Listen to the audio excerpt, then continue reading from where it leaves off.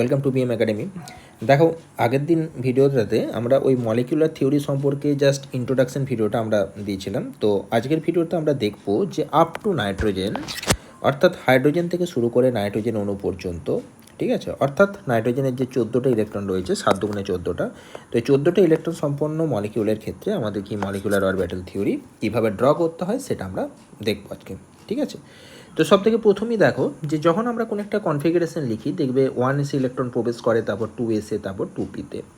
তো এখানেও আমরা ঠিক সেরকমভাবেই যদি বাঁ দিকে আমরা একটা অ্যাটমের ক্ষেত্রে যদি আমরা 1s অরবিটালটার কথা বলি, তাহলে 1s এর ক্ষেত্রে আমার যে অরবিটালটা দেখতে হবে সেটা হচ্ছে ঠিক এরকম। আবার ডান দিকেও একটা অ্যাটম থাকবে, এই দুটো অ্যাটম মিলেই তো আমার মলিকিউলটা তৈরি হবে। তাহলে ডান দিকটার ক্ষেত্রে আমরা 1s লিখলাম। এইবার এদের মধ্যে কি তৈরি হবে, একবার বন্ডিং অরবিটাল তৈরি হবে আর একবার অ্যান্টি বন্ডিং অরবিটাল তৈরি হবে। তাহলে যখন বন্ডিং অরবিটাল আমার তৈরি হবে, তাহলে তখন ছবিটা আমার দেখতে কেমন হবে? আচ্ছা দেখো, যখন বন্ডিং অরবিটাল আমার এখানে তৈরি হচ্ছে, তখন আমার ছবিটা হবে এরকম। এই এই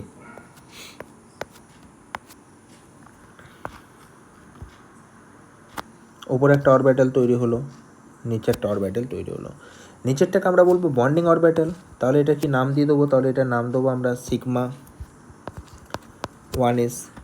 আর ওপরেরটা অ্যান্টি বন্ডিং, তাহলে এর কি নাম দেবো? Sigma star 1s। তাহলে এই হচ্ছে আমাদের ব্যাপার। এই ক্ষেত্রে আমাদের একটা বন্ডিং অরবিটাল আর একটা অ্যান্টি বন্ডিং অরবিটাল আমাদের এখানে তৈরি হলো। বেশ, এবার আমরা কি করব? 1s এর পর ইলেকট্রন কোথায় প্রবেশ করে? 1s এর পর ইলেকট্রন প্রবেশ করে কততে? 2s এ প্রবেশ করে। তাহলে 2s এর ক্ষেত্রে এবার আমরা অরবিটালটা কেমন হচ্ছে আমরা দেখব। তাহলে এটা হচ্ছে একটা 2s অ্যাটমিক অরবিটাল, আর ঠিক তার ডান দিকে আমরা আর একটা 2s অ্যাটমিক অরবিটাল ড্র করব। তাহলে এখান থেকে আমাদের মলিকুলার অরবিটালটা কেমনভাবে তৈরি হবে? এরকমভাবে। অর্থাৎ এটা হচ্ছে আমাদের একটা 2s অ্যাটমিক অরবিটাল বন্ডিং, আর নিচেরটা হচ্ছে আমাদের অ্যান্টি বন্ডিং।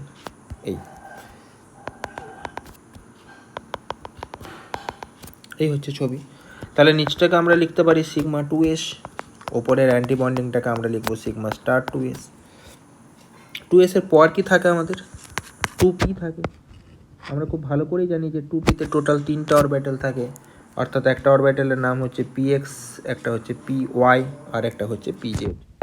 তাহলে একটা ভাগ হচ্ছে px, একটা py, একটা pz।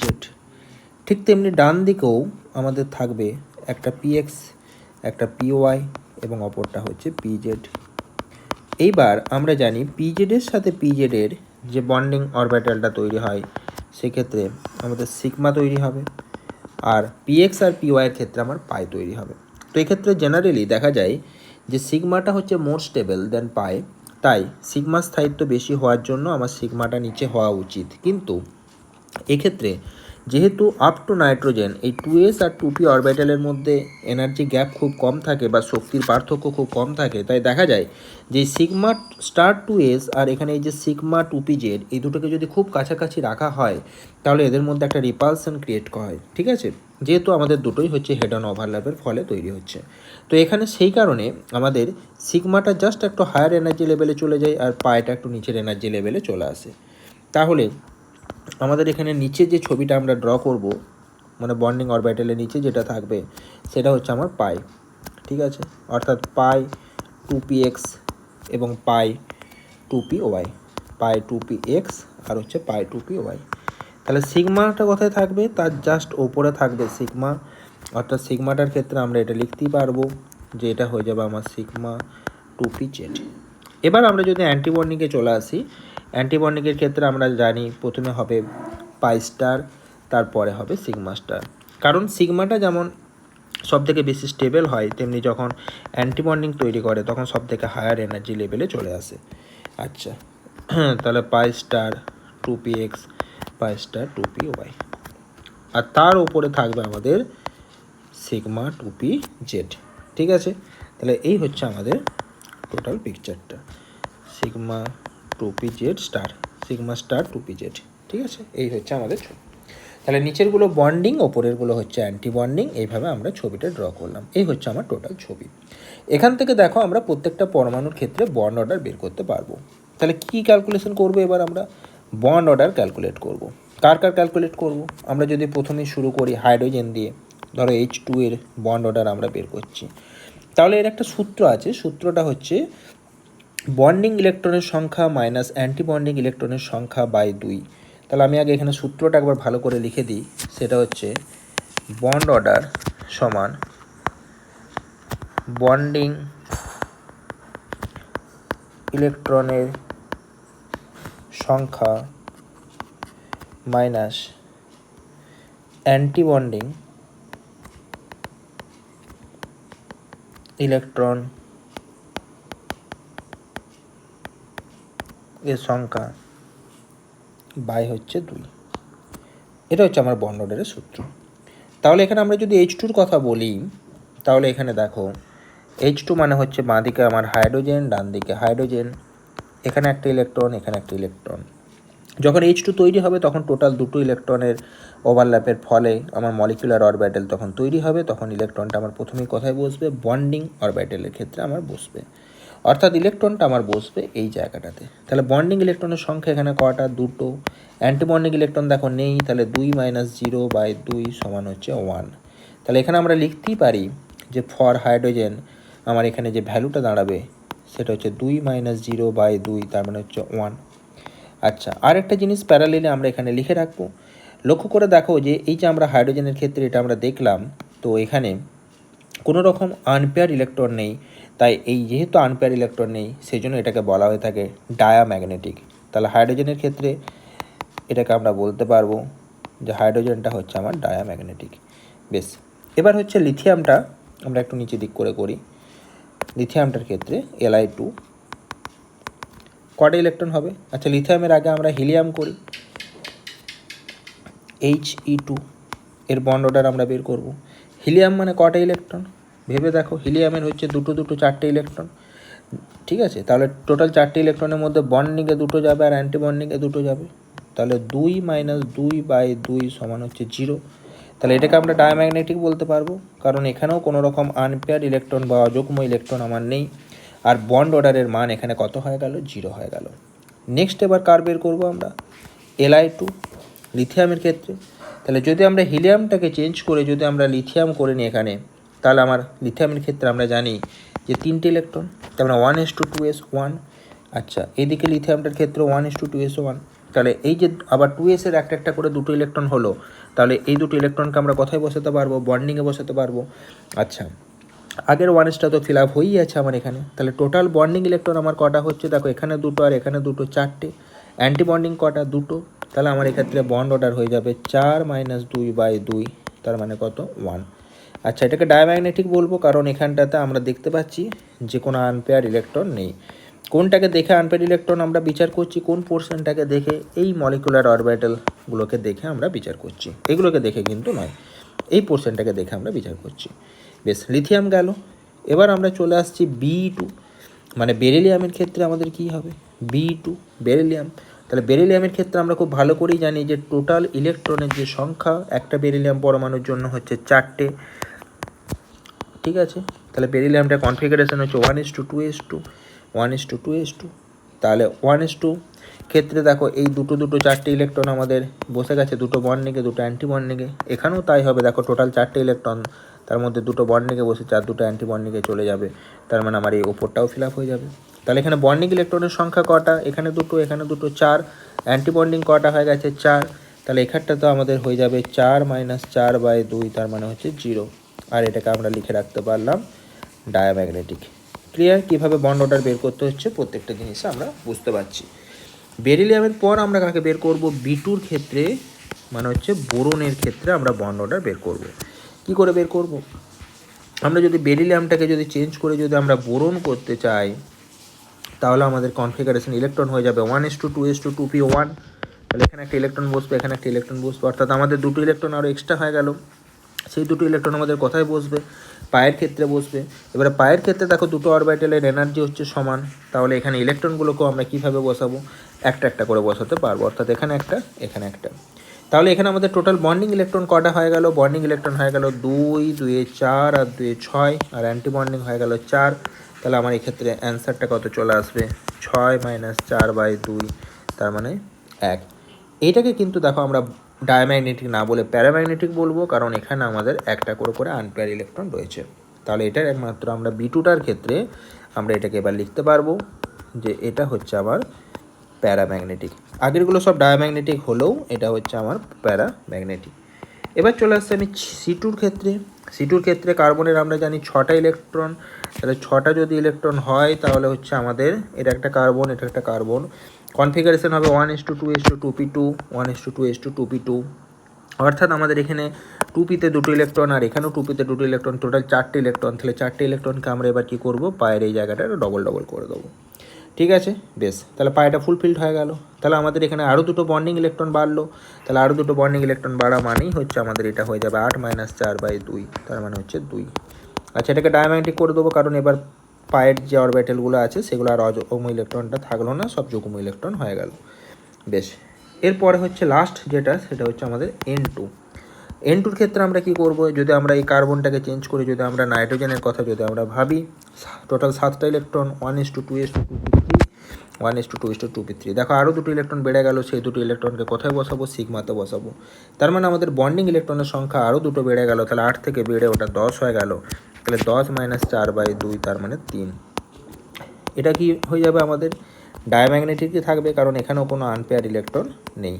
বেশ, তাহলে আপ টু নাইট্রোজেন আমরা বুঝতে পারলাম যে কোনগুলো প্যারাম্যাগনেটিক, কোনগুলো ডায়াম্যাগনেটিক। আমাদের B2 ছাড়া বাকি সবাই ডায়াম্যাগনেটিক হলো, আর প্রত্যেকের বন্ড অর্ডার আমরা বের করলাম। তো এক্ষেত্রে বন্ড অর্ডার সংক্রান্ত কতগুলো জিনিস আমাদের খেয়াল রাখতে হবে, যে বন্ড অর্ডার যত বেশি হবে যৌগের স্থায়িত্ব তত আমার বেশি হবে। কি বললাম? তাহলে এই পয়েন্টগুলো আমরা পরপর এবার লিখে রাখবো। প্রথম পয়েন্টটা হচ্ছে বন্ড অর্ডার যত বেশি হবে যৌগের স্থায়িত্ব তত বেশি হবে। 1 নম্বর পয়েন্ট। 2 নম্বর পয়েন্ট কি? বন্ড অর্ডার যত বেশি হবে, যৌগটার স্থায়িত্ব বেশি, তাহলে সেই যৌগটাকে ভাঙতে তত বেশি শক্তি লাগবে। ফলে যৌগটার ক্ষেত্রে যে বন্ধন শক্তির মান, সেই বন্ধন শক্তির মান তত কী হবে? বেশি হবে। এই বন্ধন শক্তির অপর নামই হচ্ছে বন্ধন বিয়োজন শক্তি। তাই আমরা লিখতেই পারি যে বন্ড অর্ডার যত বেশি হবে, বন্ধন বিয়োজন শক্তিও তত বেশি হবে। বেশ, নেক্সট পয়েন্ট আমরা কি করতে পারি? বন্ড অর্ডার যত বেশি হবে, বন্ধনটা তত বেশি শক্তিশালী হবে, ওভারল্যাপটা তত ভালো হবে। ফলে বন্ধন যে দৈর্ঘ্য, সেই বন্ধন দৈর্ঘ্যটা তত কম হবে। এই হচ্ছে বন্ড অর্ডার রিলেটেড আমাদের পয়েন্ট। আর কি, এমন যদি কেস হয় যে যদি দুটো অণুর ক্ষেত্রে বন্ড অর্ডারের মান একই হয়ে যায়, তাহলে আমরা কি বের করব? সেক্ষেত্রে অ্যান্টিবন্ডিং ইলেকট্রনের সংখ্যা যার ক্ষেত্রে কম, তার ক্ষেত্রে আমাদের স্থায়িত্বটা বেশি হবে। এই পয়েন্ট নিয়ে আমরা দেখব। ঠিক আছে? আচ্ছা, তাহলে এই পয়েন্টটা করার আগে এখানে আমরা একটা জিনিস করে নিই, যেটা আমাদের বাদ চলে গেল। সেটা হচ্ছে এই যে আমরা এনার্জিগুলোকে লিখলাম, sigma, sigma star, sigma 2s, sigma star 2s, পাই 2px সমান পাই 2py, সিগমা 2pz, পাই স্টার 2py সমান পাই স্টার 2px সমান হচ্ছে সিগমা স্টার 2pz। এই যে টোটালটাকে আমরা লিখলাম, এই টোটালটাকে আমরা এবার এখানে একটু লিখে রাখতে পারি নিজেদের সুবিধার্থে। সেটা হচ্ছে আমাদের যে ওভারঅল যে অর্ডারটা আমার দাঁড়াচ্ছে, ঠিক আছে, পরপর এনার্জির যে ক্রমটা আমার দাঁড়াচ্ছে, সেই ক্রমটা হচ্ছে আমার এরকম: sigma 1s less than sigma star 1s, sigma 2s less than sigma star 2s। এরপরেই দেখো আমাদের পাইটা চলে এসেছে, পাই 2px সমান হচ্ছে পাই 2py। এটাকে ব্র্যাকেট করে দিলাম কারণ এটা একই এনার্জি লেভেল আছে। তারপর হচ্ছে আমার সিগমা 2pz, তারপরেই হচ্ছে আমার পাই স্টার 2px সমান pi star 2py less than sigma star 2pz। এটা সুবিধাটা কি? এর মাধ্যমে যদি আমাদের কোনো কিছু বন্ড অর্ডার বের করতে বলে, ধরো আমার বললো যে নাইট্রোজেন এর বন্ড অর্ডার এই ফর্মুলার মাধ্যমে ক্যালকুলেট করো, তাহলে দেখো কত সহজে আমরা এখানে অ্যান্সারটাকে বের করে নিয়ে আসতে পারবো। আমার এক্ষেত্রে যে অ্যান্সারটা দাঁড়াবে সেটা হচ্ছে বন্ড অর্ডারের ক্ষেত্রে আমরা ফর্মুলাটা জানলাম একটু আগেই, যে number of bonding electrons minus number of anti bonding electrons by হচ্ছে 2। তাহলে এক্ষেত্রেও আমরা দেখো যদি আমরা টোটাল বন্ডিং আর অ্যান্টি বন্ডিং ইলেকট্রনটাকে কাউন্ট করে ফেলতে পারি তাহলে অ্যান্সারটা বেরিয়ে যাবে। তাহলে নাইট্রোজেনের ক্ষেত্রে টোটাল আমার ইলেকট্রন হচ্ছে 7 দুগুণে 14টা, তাহলে 2 4 6 8 10 12 14 বসিয়ে ফেললাম।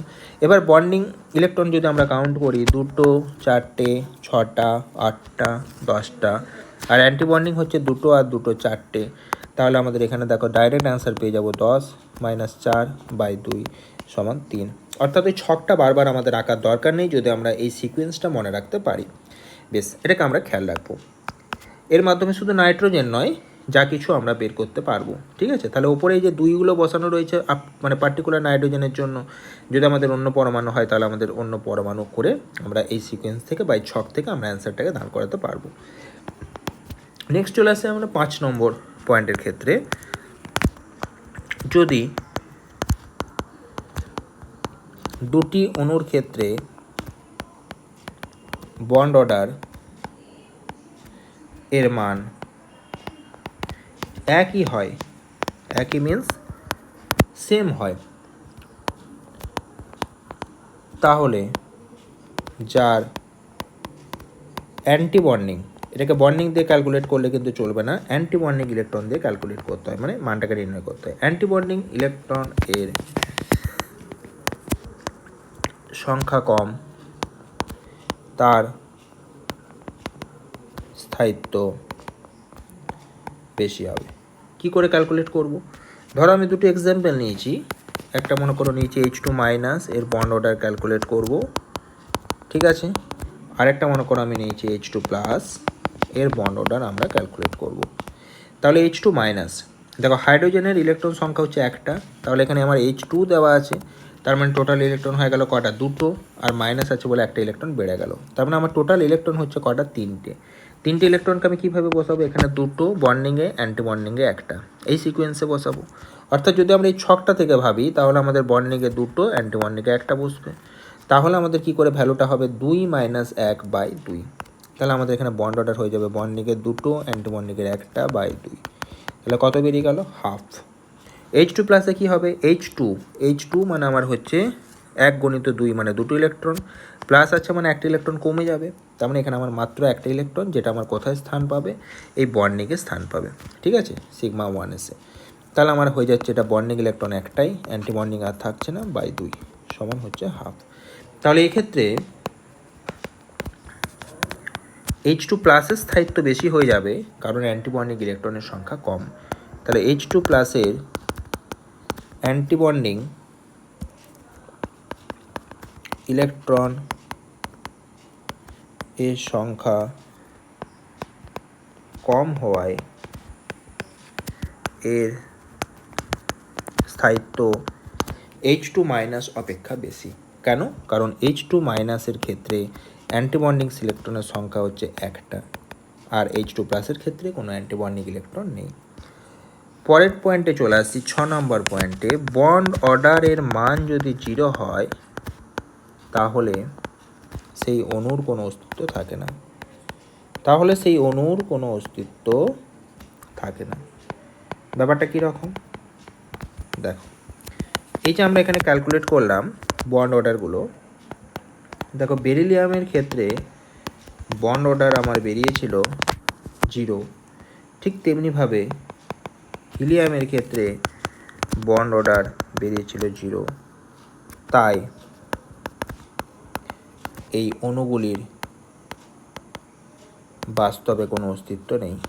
অর্থাৎ বেরিলিয়াম পাওয়া যায় কিন্তু B2 বলে কোনো অণু গঠিত হয় না, He পাওয়া যায় কিন্তু He2 পাওয়া যায় না, একই রকমভাবে নিয়ন পাওয়া যায় না, Ne2 পাওয়া যায় না, ঠিক আছে।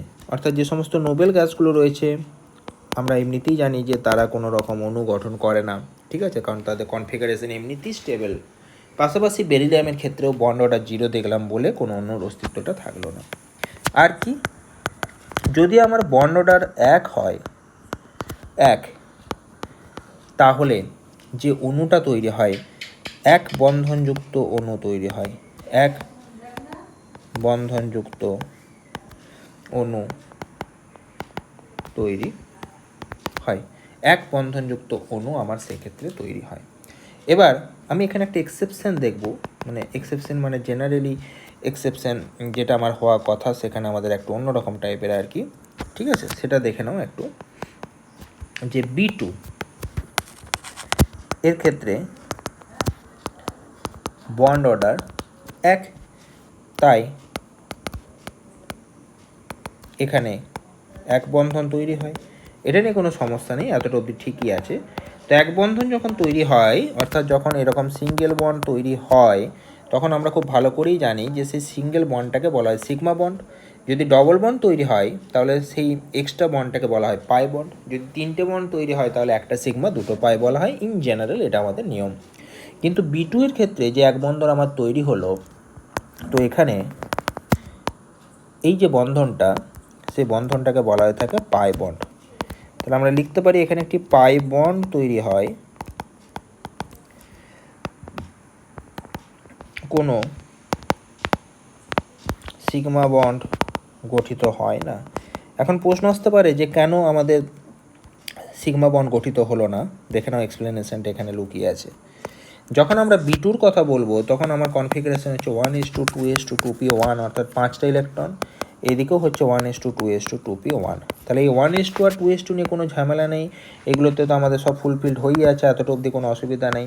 এবার 2p-তে এখানে একটা ইলেকট্রন, এখানে একটা ইলেকট্রন, সেই ইলেকট্রনগুলো আমাদের কোথায় প্রবেশ করছে? পায়ে প্রবেশ করছে, পাই অরবিটালে প্রবেশ করছে। সিগমাটা কিন্তু আমার ফাঁকা রয়ে গেছে। যেহেতু পায়ে প্রবেশ করছে তাই এখানে যে বন্ডটা ফর্মেশন হবে সেই বন্ডটা হচ্ছে পাই বন্ড। খুব ইম্পর্টেন্ট প্রশ্ন যে একটাই বন্ড তৈরি হচ্ছে, সেটা সিগমা না হয়ে পাই বন্ড, এক্সাম্পল কী হবে? অর্থাৎ আমাদের এখানে এই যে বোরনের সাথে বোরন, এই যে বন্ডটা আমার তৈরি হচ্ছে, এই বন্ডটাকে আমরা কি বন্ড বলবো? পাই বন্ড বলবো। এই বন্ডটা কিন্তু আমাদের সিগমা বন্ড নয়, ঠিক আছে? এই জায়গাটা কিন্তু আমাদেরকে খেয়াল রাখতে হবে। আচ্ছা, এই গেল আমাদের এক্সাম্পল। এবার আমরা চলে আসবো যে যদি আমার বন্ড অর্ডার 2 হয় তাহলে আমি তাহলে সেটাকে কি বলবো? তাহলে পরের পয়েন্টে চলে আসি, 7 নম্বর পয়েন্ট, যে বন্ড অর্ডার 2 হয় তাহলে দ্বিবন্ধন যুক্ত অণু তৈরি হয়, ঠিক আছে? এখানেও একটা এক্সেপশন আছে। আচ্ছা, আগের এটা এক্সেপশন লিখে রাখি। তাহলে এখানেও একটা এক্সেপশন আছে, সেই এক্সেপশনটা এবার আমরা দেখে নেব। কীরকম এক্সেপশনটা? এক্সেপশনটা হচ্ছে আমার এরকম, যে যদি আমরা C2 ধরি, C2 এর ক্ষেত্রে বন্ড অর্ডার কত হয়? 2। তাই এখানে কি বন্ধন তৈরি হবে বলো? দ্বিবন্ধন তৈরি হয়। দ্বিবন্ধন তৈরি হলে আমরা জানি যে একটা সিগমা একটা পাই হওয়া উচিত, কিন্তু এখানে দুটি পাই বন্ড গঠিত হয়, কোনো সিগমা বন্ড থাকে না, কোনো সিগমা বন্ড থাকে না। প্রশ্ন হচ্ছে কেন? তার কারণ আমাদের সেই একই জিনিস, এখান থেকে এক্সপ্লেনেশনটা দিতে হবে। C2 মানে হচ্ছে আমার কার্বনের 6টা ইলেকট্রন, 1:2:2p2, এদিকেও হচ্ছে 1:2:2p2।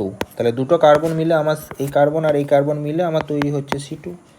তাহলে এখানেও দেখে নাও 2p-তে দেখো একটা একটা করে ইলেকট্রন আছে, এখানে একটা একটা করে ইলেকট্রন আছে, টোটাল দুটো দুটো, এখানে দুটো এখানে দুটো, 4টে ইলেকট্রন। 4টে ইলেকট্রনকে আমরা কোথায় বসাবো? পাই 2px এবং পাই 2py বসাবো, সিগমাটা ফাঁকা। তাহলে এখানেও যেহেতু আমাদের পায়েতে ইলেকট্রনটা বসছে, সিগমাতে বসছে না, তাই এখানেও আমরা বলবো যে এখানে যে দুটো বন্ড ফর্মেশন হলো সেই দুটো বন্ডই হবে আমাদের এখানে পাই বন্ড। অর্থাৎ কার্বনের সাথে কার্বন যে ডবল বন্ড আমার এখানে ফর্মেশন হচ্ছে, তাহলে এখানে আমরা লিখতে পারবো যে দুটি পাই বন্ড, ঠিক আছে? জেনারেলি আমার হওয়া উচিত ছিল একটা সিগমা একটা পাই, কিন্তু আমাদের এখানে দুটি পাই বন্ড তৈরি হচ্ছে। এখন যদি প্রশ্ন হয় যে কেন এই ব্যতিক্রমগুলো ঘটছে, আমাদের ব্যতিক্রমগুলোর ঘটার কথা থাকেনি। যদি আমাদের নর্মাল নিয়মে সবটা হতো, অর্থাৎ সিগমাটা নিচে থাকতো, পায়েগুলো উপরে থাকতো, তাহলে দেখো সিগমাতে তো আগে ইলেকট্রন ভর্তি হয়ে যেত, তারপরে আমার পায়ে যেত, তাহলে কোনো সমস্যা ছিল না। কিন্তু যেহেতু আমার এখানে পায়েটা নিচে নেমে চলে এসেছে ওই রিপালশনের কারণে সিগমাটা উপরে উঠে গেছে, তার জন্য এই এক্সেপশনগুলো আমার সব তৈরি হয়েছে এখানে।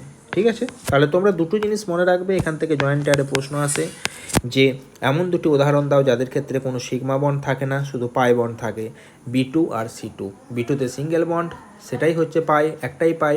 আর C2তে হচ্ছে ডবল বন্ড, দুটো বন্ড, দুটোই পাই, কোনো মানে থাকে না, সিগমা বন্ড থাকে না। ঠিক আছে, পরেরটা, বন্ড অর্ডার যদি আমার 3 হয় তাহলে কি হয়? তাহলে আমার ত্রিবন্ধন যুক্ত অণু তৈরি হয়। ঠিক আছে, এখানে আর এক্সেপশন নয়, এখানে আমরা একটা উদাহরণ জাস্ট লিখে রাখবো, এক্সাম্পল, যে N2 এর বন্ড অর্ডার কত হয়? 3 হওয়ার জন্য এখানে তাহলে কি বন্ধন তৈরি হবে? ত্রিবন্ধন তৈরি হয়। অর্থাৎ নাইট্রোজেনের সাথে নাইট্রোজেন আমার ত্রিবন্ধন তৈরি হয়।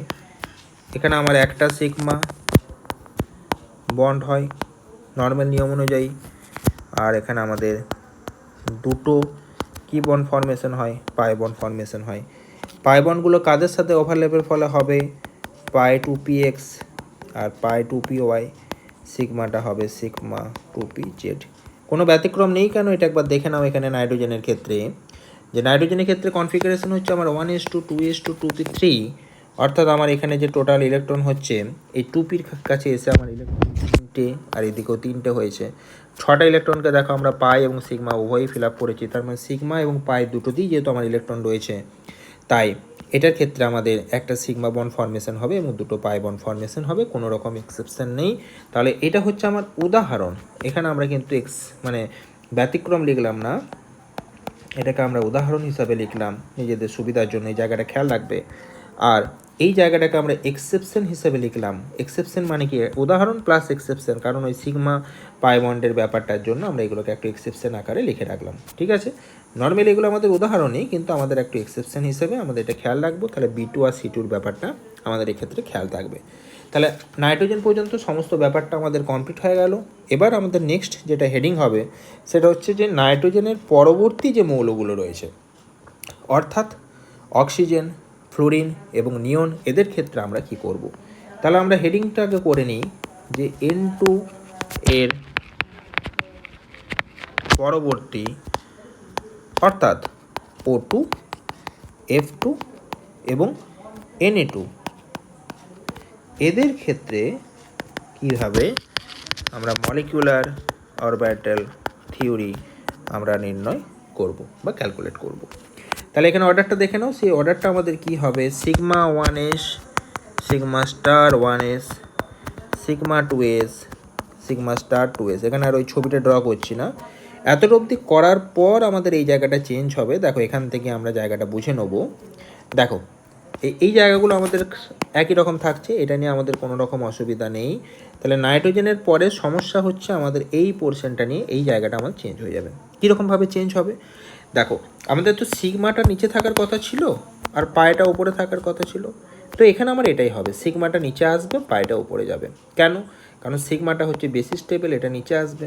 তাহলে আগের সিগমাটা উপরে চলে গিয়েছিল কেন? কারণ আগেরটাতে এই পোর্শনের এনার্জি গ্যাপটা কম ছিল বলে এখানে একটা রিপালশন কাজ করছিল। কিন্তু যখন আমরা এই O2, F2 এবং এই নিয়নের ক্ষেত্রে যখন আমরা দেখব, তখন আমাদের এক্ষেত্রে এনার্জি গ্যাপটা একটু বেড়ে যায়, ফলে এখানে একটা সিগমা, ঠিক আছে, অর্থাৎ সিগমা স্টার 2s, আর এখানে সিগমা 2pz থাকলেও এখানে সেরকম রিপালশন দেখা যায় না। তাই এটার ক্ষেত্রে আমার নর্মালভাবে সিগমাটা নিচে থাকবে, পায়টা ওপরে থাকবে, আর ওপর পোর্শনটা যেটা যেমন আছে আমার তেমন থাকবে। এখানে আমরা কোনো রকম চেঞ্জ করব না। তাহলে এই জায়গাটাকে আমরা শুধুমাত্র দেখো চেঞ্জ করে নিচ্ছি, যে sigma 1s, sigma star 1s, 2s star 2s এতটা অবধি সেম থাকছে। এরপর আমাদের পাই এসেছিলো, তারপরে সিগমা এসেছিলো। এখানে আমরা এখানে সিগমাটাকে নিয়ে আসবো, এই পোর্শনে পাইটাকে নিয়ে আসবো, এই পোর্শনটা আবার আমার সেম থেকে যাবে। আচ্ছা, তাহলে এটা একবার লিখে নিই। তাহলে এখানে আমাদের যে অর্ডারটা দাঁড়াবে এবার সেটা হচ্ছে, এরপরে আমাদের তাহলে সিগমা 2pz চলে এলো, কারণ আমরা জানি 2pzটা সিগমা অরবিটাল তৈরি করে।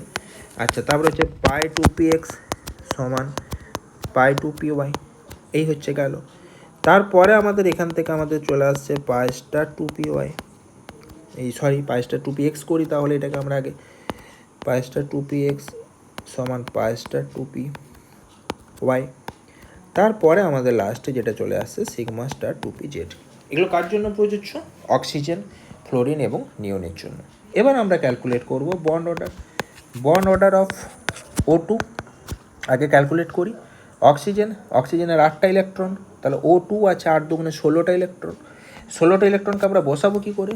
2, 4, 6, 8, 10, 12, 14, এখানে একটা, 16টা ইলেকট্রন হয়ে গেল। আমার বন্ডিং ইলেকট্রন কটা? 2, 4, 6, 8, 10টা। অ্যান্টি বন্ডিং কটা? 2, 4, 5, 6টা। তাহলে আমার এখানে বন্ড অর্ডার হয়ে গেল 10 - 6/2, তাহলে কত চলে এলো? 2। যেহেতু বন্ড অর্ডার 2, তাহলে আমার এখানে ডবল বন্ড তৈরি হবে, অর্থাৎ অক্সিজেনের সাথে অক্সিজেন ডবল বন্ড ফর্মেশন হবে। আচ্ছা, একটা সিগমা বন্ড তৈরি হবে এদের মধ্যে, এখানে তো আর কোনো ব্যতিক্রম নেই। একটা সিগমা বন্ড হবে আর একটা আমার কি হবে? পাই বন্ড হবে। ক্লিয়ার? আচ্ছা, এবার কি হবে আমাদের এখানে? ডায়াম্যাগনেটিক না প্যারাম্যাগনেটিক হবে? এটাকে আমরা প্যারাম্যাগনেটিক বলবো। কেন প্যারাম্যাগনেটিক বলবো? কারণ এখানে একটা করে আনপেয়ার ইলেকট্রন আছে, তাই প্যারাম্যাগনেটিক বলবো। তাহলে বন্ড অর্ডার অফ অক্সিজেন আমাদের কমপ্লিট হয়ে গেল। এবার আমরা বের করব বন্ড অর্ডার অফ F2। যথারীতি 2টো ইলেকট্রন বেড়ে যাবে, টোটাল 18টা ইলেকট্রন হয়ে যাবে। 18টা ইলেকট্রন হলে কি হবে? এই এতটা অবধি তো আমার সেম থাকবে। 2, 2, 2, 2, 8টা হলো, 10টা, 12টা, 14টা। এবার এইগুলো একটা করে না হয়ে এগুলো আমার দুটো করে হয়ে যাবে। ঠিক আছে? অর্থাৎ পাই স্টার 2px আর পাই স্টার 2py আমার দুটো করে ইলেকট্রন থাকবে। তাহলে দেখো অ্যান্টিবন্ডিং ইলেকট্রন আমার দুটো বেড়ে গেল, অর্থাৎ 2, 4, 6, 8, 10 বন্ডিং আমার 10টাই থাকছে। অ্যান্টিবন্ডিং হয়ে গেল আমার দুটো 4টে, 6টা, 8টা। তাহলে আমার এক্ষেত্রে বন্ড অর্ডারের মানটা হয়ে যাবে আমাদের 10 - 8/2 মানে 1। দেখো পাই স্টার 2px, পাই স্টার 2py দেখো সব আমাদের জোড়াই হয়ে গেছে, আর কোনো অযুগ্ম ইলেকট্রন নেই, তাই এটাকে আমরা এবার বলে দিতে পারবো ডায়াম্যাগনেটিক। তাহলে প্যারাম্যাগনেটিক আগেরটা, F2টা হয়ে গেল ডায়াম্যাগনেটিক। এরপর হচ্ছে আমাদের bond order of Ne2। Bond order of Ne2 নিয়নের ক্ষেত্রে কী করবো? 10, 10, 20টা ইলেকট্রন হবে। তাহলে 20টা ইলেকট্রন হলে কি হবে? 2, 2, 2, 2, এগুলো তো সব আমার সেম থাকবে, এগুলো তো সব আমার ইলেকট্রন বসতে থাকবে। লাস্টেরটা তো আবার দুটো ইলেকট্রন বসে যাবে। তার মানে লাস্টেরটা মানে দেখো অ্যান্টিবন্ডিং অরবিটাল, তার মানে আমার এখানে 10টা 10ই থাকবে, 8টা হয়ে যাবে 10। তাহলে 10 - 10/2 মানে 0। তার মানে আমরা এখান থেকে দেখো, যেহেতু আমার এখানে কোনো আনপেয়ার ইলেকট্রন নেই, তাহলে আমরা প্রথমত এটাকে ডায়াম্যাগনেটিক বলে চিহ্নিত করে রাখলাম। আরেকটা জিনিস আমরা এখানে লিখে রাখতে পারবো তাহলে, যে Ne2 এর কোনো অস্তিত্ব নেই। কেন অস্তিত্ব নেই? তার কারণ হচ্ছে আমার এখানে বন্ড অর্ডারের যে মান, সেই বন্ড অর্ডারের মানটাই তো 0 হয়ে গেছে, আর বন্ড অর্ডার 0 হলে আমার কোনো অস্তিত্ব থাকে না। প্যারালেলি আমরা এখানে আরও কতগুলো ভ্যালু আমরা বের করতে পারি, যেমন bond order of O2+, bond order of O2-, আর একটা হচ্ছে বন্ড অর্ডার অফ O2-2-। এই তিনটে বন্ড অর্ডার আমরা ক্যালকুলেট করব। কিভাবে ক্যালকুলেট করব? দেখো একদম ইজি ব্যাপার। প্রথমে আমরা ইলেকট্রনটা দেখে নিই। O2 মানে 8 দুগুণে 16টা, প্লাস আছে বলে একটা ইলেকট্রন কমে যাচ্ছে, মানে 15টা ইলেকট্রন। 15টা ইলেকট্রনকে আমরা এবার এখানে বসিয়ে দেবো। কী করে বসাবো? দেখো 2, 4, 6, 8, 10, 12, 14, 15টা। অর্থাৎ এখানে পাই স্টারে আমার এখানে এসে পরে একটা ইলেকট্রন আসবে। পাই স্টারের ক্ষেত্রে আমার এখানে একটা ইলেকট্রন আসছে। ঠিক আছে? তাহলে আমার এখানে 2, 4, 6, 8, 10, 12, 14, 15 এই হলো। এবার বন্ডিং ইলেকট্রনের মধ্যে কটা? 2, 4, 6, 8, 10টা। তাহলে বন্ডিং আমার 10টাই থাকলো। অ্যান্টি বন্ডিং হয়ে গেল, তাহলে 2, 2, 4টে, আর এখানে একটা 5টা। তাহলে 10 - 5, 10 - 5/2। তাহলে বন্ড অর্ডার হয়ে যাবে আমার 2.5। যখন O2 মাইনাস করবো তখন আমার হয়ে যাবে 8 দুগুণে 16, আর মাইনাসের জন্য একটা বাড়বে 17টা ইলেকট্রন। 17 মানে হচ্ছে 2, 4, 6, 8, 10, 12, 14, 16, 17। এই হচ্ছে আমাদের কনফিগারেশন। তাহলে 2, 4, 6, 8, 10, 10টা আমার বন্ডিংয়ে চলে গেল। অ্যান্টি বন্ডিংয়ে কটা চলে এলো? অ্যান্টি বন্ডিংয়ে চলে এলো 2, 4, 6, আর একে হচ্ছে 7টা। তাহলে 10 মাইনাস 7, তাহলে 10 মাইনাস 7 বাই 2, তাহলে কত চলে এলো 1.5। লাস্টেরটা হচ্ছে O2 মাইনাস, O2 মাইনাস মানে হচ্ছে আমার 18টা ইলেকট্রন, মানে আর একটা ইলেকট্রন বেড়ে যাবে, মানে ফ্লোরিনের মতো। তাহলে একবার দেখে নিই জাস্ট, 2 4 6 8 10 12 14 16 18। বন্ডিং কোনগুলো? বন্ডিং হচ্ছে আমার এইগুলো, কটা? 5 দুগুণে 10টা। অ্যান্টি বন্ডিং কোনগুলো? এই 4টে অ্যান্টি বন্ডিং, 4 দুগুণে 8টা। তাহলে এক্ষেত্রে আমাদের যে ভ্যালুটা দাঁড়াবে সেটা হচ্ছে 10 মাইনাস 8 বাই 2, তার মানে একটা। ঠিক আছে, বেশ। প্রথমগুলোর ক্ষেত্রে দেখো 17টা, এই 15টা আর 17টা যখন হলো, একটা করে আনপেয়ার ইলেকট্রন ছিল, সেই জন্য প্রথম দুটোকে আমরা বলবো প্যারাম্যাগনেটিক, আর লাস্টেরটাতে তো কোনো আনপেয়ার ইলেকট্রন থাকলো না, তাই এটাকে বলবো আমরা ডায়াম্যাগনেটিক। এত অবধি ক্লিয়ার হয়ে গেছে। এবার আমরা বন্ড অর্ডার বের করার জন্য একটা শর্টকাট রুলস মনে রাখবো, যার মাধ্যমে শুধুমাত্র বন্ড অর্ডারটাই বের করা যাবে, প্যারা না ডায়া সেটাকে কিন্তু আমার ক্যালকুলেট করা যাবে না। ঠিক আছে, এই রুলসটা আমরা একবার দেখে রাখি। আমাদের এটা শুধু বন্ড অর্ডার বের করতে গেলে আমার সুবিধা লাগবে বা সুবিধা হবে। ঠিক আছে, বাঁ দিকে আমি পয়েন্ট করে রাখলাম ইলেকট্রন সংখ্যা, আর ডান দিকে হচ্ছে বন্ড অর্ডার। কী করে বের করতে হয় দেখো, যদি আমার ইলেকট্রন সংখ্যা 14 হয়, তাহলে আমার বন্ড অর্ডার হবে 3। এইটাকে আমরা মার্ক করে রাখবো, এটা থ্রু দিয়ে আমরা বাকিগুলোকে বের করব। এবার 14-র পরে 13 12 11 10, টোটাল ইলেকট্রনের কথা হচ্ছে এটা, এগুলো কিন্তু টোটাল ইলেকট্রন। ঠিক আছে, আচ্ছা এদিকে 15 16 17 18 কী হবে, বন্ড অর্ডারটা জাস্ট আমার কমে যাবে, একটু করে করে কমে যাবে, 0.5 করে করে কমে যাবে। তাহলে এর ক্ষেত্রে বন্ড অর্ডারটা হয়ে যাবে 2.5, এর ক্ষেত্রে হয়ে যাবে 2.0, আচ্ছা তারপরেরটার ক্ষেত্রে হয়ে যাবে 1.5, তারপরেরটার ক্ষেত্রে হয়ে যাবে 1.0। দেখো 0.5 করে করে আমার বন্ড অর্ডারের ভ্যালুয়েশনটা আমার কমতে থাকছে, কত করে? -0.5, 0.5 করে করে কমতে থাকছে।